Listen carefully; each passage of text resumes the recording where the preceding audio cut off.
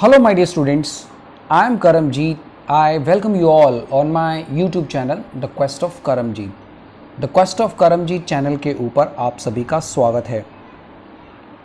Vocabulary advance, जिस तरह से आप स्क्रीन के ऊपर देख रहे हैं, आज हम डिस्कस करेंगे वोकैबुलरी एडवांस लेवल की। इससे पहले जो मेरे 13 लेक्चर्स हैं उसमें मैंने मिक्सअप चीज़ें करवाई हैं और ज़्यादातर जो मैंने नोट्स में से जो चीज़ें करवाई हैं वो मेरे हैंड रिटन हैं। मुझे ऐसे लगता है कि एजुकेशन चाहे किसी भी तरीके से आपको मिले, चाहे वो हैंड रिटन हो, चाहे वो आप टाइप करके करते हो, ये डिपेंड करता है कि आपको अच्छा कंटेंट कौन प्रोवाइड करवा रहा है। चलिए ये तो एक अलग टॉपिक है, बट जितना मैंने आपको करवाया है वो हैंड रिटन नोट्स के अकॉर्डिंग पिक्चर्स में क्रिएट करके मैंने ये चीज़ें बनाई हैं। तो आई होप आपको इसमें कोई दिक्कत नहीं होगी और आप पढ़ भी सकेंगे। जो पढ़ने वाला बच्चा होता है वो इजीली पढ़ लेगा। चलो अब हम ये सब बातें तो नहीं करेंगे, इसमें मैं आपको वीडियोस बना दूंगा, बता दूंगा कि आपको किस तरह से पढ़ना है। तो चलिए अब हम अपने सेशन की शुरुआत करते हैं। सबसे मेन इंपॉर्टेंट जो काम है जो हमें आज करना है, तो पहला वर्ड है ceiling, glass ceiling. It is the unacknowledged barrier to advancement in profession, especially affecting women and minorities। वो चीज़ें जो acknowledged हों एडवांसमेंट और प्रोफेशन को लेके, उनके जो एक अनएक्नॉलेज्ड हो, उनको दिखता ना हो, तो उसको बोलते हैं glass ceiling.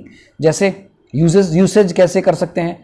After not receiving the promotion like her make colleagues Sujata felt that she hit the glass ceiling on her result were equally splendid। मतलब उनको पूरा हक ना मिलना किसी चीज का, उनको अनएक्नॉलेज कर देना। ठीक है। ग्लास क्लिफ का मतलब क्या होता है? The corporate tendency to appoint women precarious और सबऑप्शनल लीडरशिप पोजीशंस। जब आप एक बड़ी पोजीशन पे चले जाते हैं तो उसको बोलते हैं glass Cliff. The corporate tendency to appoint women to precarious or suboptimal leadership position। Precarious का मतलब क्या हुआ? When a person likely to fall। एक मिनट, हाँ, when likely to fall, वो दिख नहीं रहा था मुझे। जब कोई पर्सन गिर जाए, करियर का ग्राफ गिर जाए। The concept of glass cliff explained how women are treated as स्कैपगॉट्स। स्कैपगॉट्स क्या होता है ये वैसे मैंने आगे बताना है आपको। चलिए मुझे इतने में कमेंट बॉक्स में बताइए। अरे क्या बताएंगे आप, चलो कोई बात नहीं, अब बता ही देता हूं आपको। बलि का बकरा या बलि का बकरी, किसी भी तरह से आप बोल दो, तो स्कैपगॉट्स होता है। Bronze ceiling, the traditional construction of status out of bronze that represent man rather than women. किसी वुमेन की जगह पर मैन को एक ट्रेडिशनली कंस्ट्रक्शन स्टेटस बताना, किसी मतलब वुमेन को छोड़ के मैन को एक स्टेटस, ऊंचा स्टेटस बताना, is called bronze ceiling. Usage क्या हुआ? The plea to break the bronze ceiling will indeed puncture the erstwhile gender hierarchies. To celebrate the construction of women in impact the break the bronze ceiling, this will also ensure that women get registered in the annals of history। मतलब ये आप पढ़ लेना, आपको समझ में आ जाएगा। Next, disinformation का मतलब होता है फॉल्स इंफॉर्मेशन देना, गलत इंफॉर्मेशन देना। तो उसको बोलते हैं, जैसे देखो, false information supplied by a government to the media with the intention. तो ये तो आजकल बड़ा सुर्खियों में है, क्योंकि डिसइंफॉर्मेशन की भरमार है सुशांत सिंह राजपूत के केस में। जिस तरह से आपको पता है मुंबई पुलिस बहुत सारे झूठ बोले जा रही है, झूठ पे झूठ, तो वो एक तरह से क्या है, एक मिस इंफॉर्मेशन है। ठीक है, डिसइंफॉर्मेशन है, not misinformation, disinformation. The entire government apparatus has been systematically manipulated with the disinformation. तो ये बेसिकली कांग्रेस के ऊपर आरोप लगते हैं कि उनकी सरकार ने डिसइंफॉर्मेशन प्रोवाइड करवाई हैं, something like that. First world problem, a relatively trivial और माइनर प्रॉब्लम और फ्रस्ट्रेशन। कोई छोटी सी प्रॉब्लम का होना, और छोटी सी प्रॉब्लम जब हो तो वो बड़ी हो जाती, उसको कहते हैं। It is a contrast to the serious problems which are experienced in the developing nations. ठीक है, in the contrast the serious problem which are express to the developing nations. तो इस तरह से तो फर्स्ट जो है serious problem it is the contrast, हाँ सीरियस प्रॉब्लम, ठीक है, किसी भी तरीके से इसको यूज किया गया। सेरेंडिपिटी वेरी वेरी इंपॉर्टेंट, ये बड़ी बार पेपर में आता है। सेरेंडिपिटी का मतलब क्या हुआ? By fluke, good luck in making unexpected and Fortune discoveries when you have accidentally find something good. Accidentally जब कुछ मिल जाए, आपको बड़ी चीज मिल जाए, जिस तरह से कहते ना हमें बड़ी मछली हाथ लगी है, जैसे घरों में पुराने जो करेंसीज होती थी या गोल्ड वगैरह, तो वो सारी चीजें जब गाड़ के नीचे जमीन में, क्योंकि बैंक्स तो होते नहीं थे, एक ऑप्शन उनके पास यही होती थी कि जमीन गाड़ो, जमीन खोदो और उसके अंदर वो गाड़ दो जो भी आपके पास आपके एसेट्स हैं। तो इस तरह से कह सकते हैं, ठीक है। कोई भी नई चीज़ डिस्कवरी हो जाना, गलती में कई चीज़ें कुछ डिस्कवर हो जाती हैं, पढ़ते पढ़ते कई बार कई चीज़ें ऐसी आ जाती हैं कि हाँ इसका मतलब तो ये नहीं, ये था, समथिंग लाइक दैट, ठीक है। It was share serendipity when I accidentally discover 200 rupee notes in my wallet. ये देखो, मुझे पता ही नहीं था कि मेरे जेब में या मेरे पर्स में 200 रुपए के नोट थे, तो एक्सीडेंटली मुझे मिल गया। What is serendipity? Grouse, complain about something, किसी को कंप्लेन करना। Make a face, grumble, express dissatisfaction और अनॉयंस अबाउट समथिंग, किसी चीज का अनॉयंस हो जाना, डिससेटिस्फैक्शन हो जाना, आप उस चीज से खुश ना हो, तब उसको कहते हैं ग्रूज। My only grues with the current government would be scant regard paid to the wars of taxpayers. Okay, चलिए। कैकिस, ये बड़ा अच्छा वर्ड है, kakistocracy, kakistocracy, okay. The government by least suitable, हाँ least suitable and competent citizen state, जो बहुत ही कम citizens के साथ, मतलब कॉम्पिटेंट मतलब कम हो किसी स्टेट के अंदर। जैसे आपको मैं सबसे बड़ी एग्जांपल दे देता हूं, नॉर्थ कोरिया के। वहां पर क्या है, वहां पर जो गवर्नमेंट है एक ही पर्सन के हाथ में है, तो एक ही पर्सन के हाथ में वो कैकिस्टोक्रेसी है, मतलब वहां पर उसका खिलाफ कोई खड़ा ही नहीं हो सकता, ऐसा लॉ लाया गया है वहां पर। The huge percentage of criminal in the god makes, what is that, एक मिनट, द गवर्नमेंट है यहाँ पे। The huge percentage of criminals in the government makes it prime example of kakistocracy. Origin इस वर्ड का कहां से हुआ? Greek kakistos means worst, worst बहुत बुरा, ठीक है, वर्स, ठीक है, और वर्स्ट। चलिए, antifa, antifa a political protest movement comprising autonomous groups affiliated by this militant opposition to fascism and other forms of extreme right-wing ideology refer to annoyance of opposed to the fascism। किसी भी particular चीज के खिलाफ हो जाना, government के against हो जाना, किसी के नस्ल विरोधी हो जाना, मतलब इस तरह से कुछ होती हैं।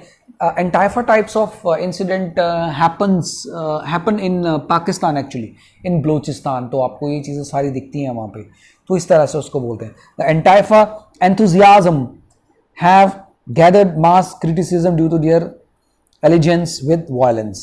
all right, चलिए next word, gobbled by gook, gobbled by gook, language that is meaningless, वो वाली लैंग्वेज जिसमें कोई मीनिंग ना निकलता हो, is made unintelligible by excessive use of technical terms, speech or writing that is difficult to understand। वो वाली चीजें जो कभी मीनिंगलेस हो, समझ में ना आए किसी चीज़ का इसमें लिखा क्या है। जैसे आपको देखते होंगे हिब्रू लैंग्वेज है, हिब्रू लैंग्वेज को पढ़ना सबसे मुश्किल है, वर्ल्ड में सबसे टफेस्ट लैंग्वेज है चाइनीज़ लैंग्वेज, तो इस तरह से मतलब लर्न करना बड़ा मुश्किल है, तो कहते हैं cut down to gable by hook and inform him to apt rentals. Craptacular, craptastic, remarkably poor and disappointing, बहुत ज्यादा खराब हो जाना, डिसअपॉइंट कर देना, is called craptacular. I still can't digest the fact that artist of such marriage related to act is such a क्या यार क्रैप्टावलर, अरे बड़ा कई बार ना कुछ ऐसे वर्ड हैं बोलने में बड़ी दिक्कत होती है. Movie okay. Asseverate asseverate to declare as state solemnly and emphatically to affirm and declare positive and innocently. तो पॉजिटिव किसी चीज को डिक्लेयर करना. The survey exaggerate that drug abuse among teenagers are at on time high. वो मतलब positively किसी चीज को शो करता है. तो बचपन में टीनेजर्स के टाइम पे ड्रग का यूजेज जो बहुत ज्यादा हाई था, एम्पैथिक था. हॉगवाश, फुलिश और मीनिंगलेस टॉक, वो बातें जो नॉनसेंस बातें होती हैं. Balderdash, bunkum, foolish and nonsense talks according to many Trump's claims are mere hogwash. ये बोला जाता है बेचारे के ऊपर, इस तरह से एलिगेशन लग रहे हैं. अरे भाई, वर्ल्ड लीडर बनने की कोशिश में दो देश आपस में भिड़ते हैं और आम जनता और आम देश लुढ़क रहे हैं. तो आई होप आपको पता चल गया होगा कि मैं किन दो देशों की बात कर रहा हूं. I am talking about Russia and America. Lumbersexual, a young urban man who cultivates an appearance and style of dress typically by a beard and checked shirt. वो पर्सन जो अच्छा है, ये यूरोप में ये वर्ड्स यूज होते हैं. वो पर्सन जो चेक्स शर्ट्स डालता है और बड़ी बड़ी दाढ़ी हो, तो दाढ़ी या दाढ़ी जो भी को, तो वो होती है, उसको बोलते हैं लंबरसेक्सुअल. Not lumbersexual, lumbersexual. तो with that well groomed beard, checked shirt, Rajat resembled the lumbersexual look. बहुत ही अट्रैक्टिव, बहुत ही यूं कहो कि डेंजरस टाइप का, different. Agitprop, political propaganda propagated chiefly in literature, drama, music and art. कोई भी पॉलिटिकल चीजें हों उनको दर्शाता हो. इससे मुझे एक याद आया, मध्य प्रदेश में एक इनक्रेडिबल, मध्य प्रदेश की है टूरिज्म को बढ़ावा देने के लिए, इनक्रेडिबल एमपी. इस तरह से इनक्रेडिबल राजस्थान, पधारो मारे देश, इस तरह से समथिंग लाइक दैट. तो ये पॉलिटिकल ड्रामा है, पॉलिटिकल चीजें हैं कि आप टूरिज्म के लिए क्या कर रहे हैं.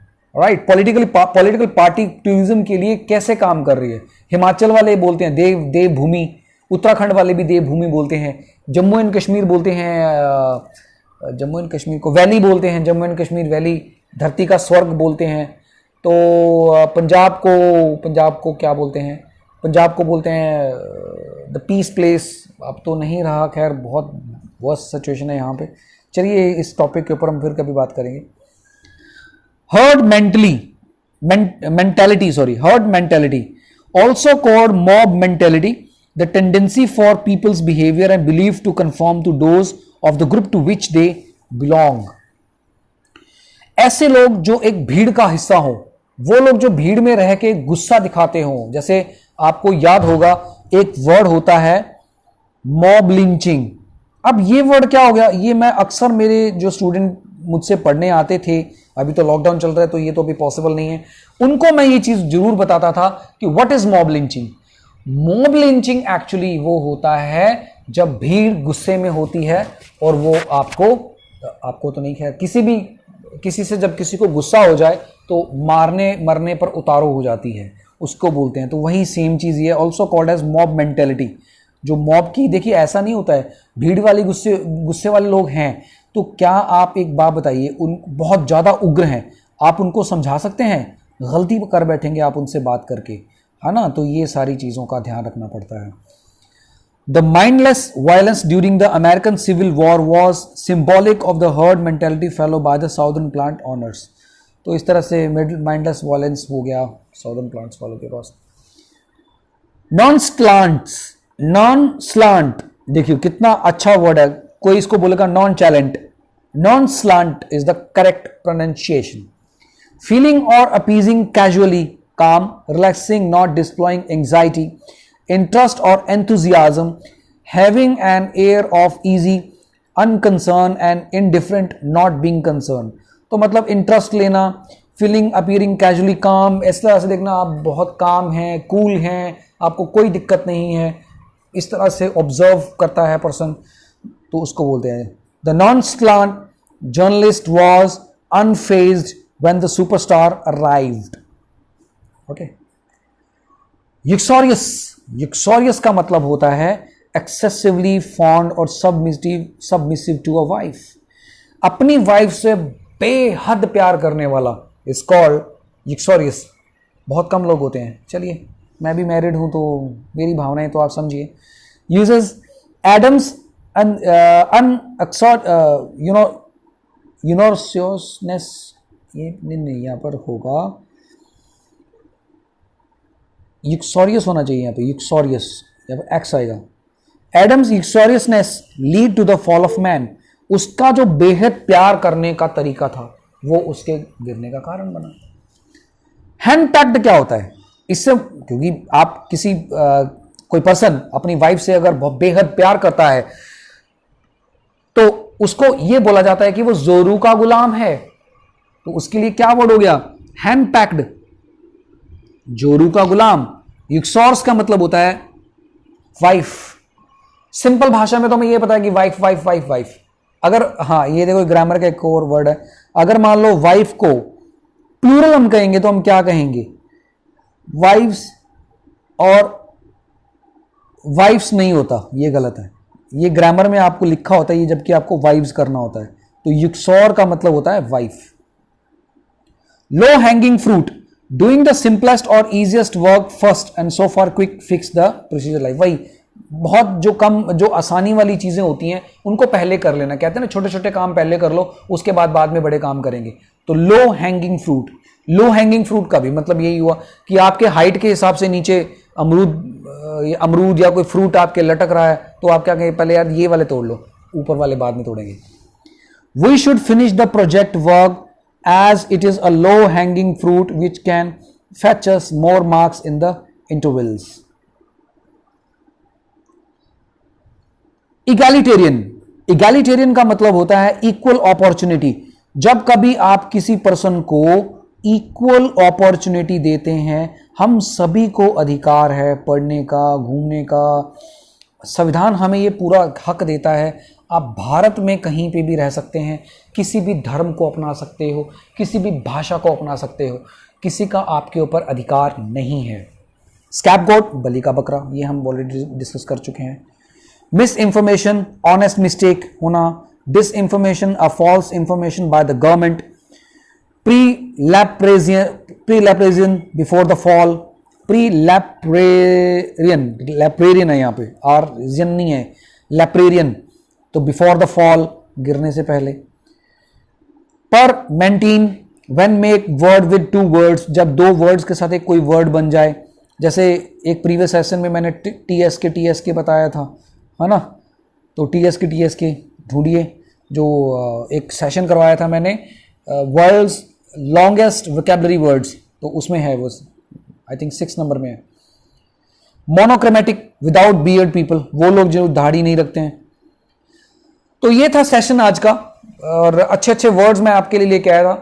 थोड़ा सा मैं अटक रहा था क्योंकि अभी ना मेरे माउथ में अल्सर था, तो काफ़ी दिनों से परेशान कर रहा था, तो इसलिए ना कई बार बोलने से वो दर्द होता है, तो इसलिए थोड़ा सा वो टंग हो गया। चलिए कोई बात नहीं, ये तो परमानेंट नहीं है, बट आपने जो लर्न किया, आपको लर्न करवाना सबसे पहला मेरा मोटिव है। तो इन्हीं शब्दों के साथ अब हम इस सेशन का एंड करते हैं। Thank you for your patience. Stay happy, stay safe. जय हिंद, जय भारत। Stay tuned.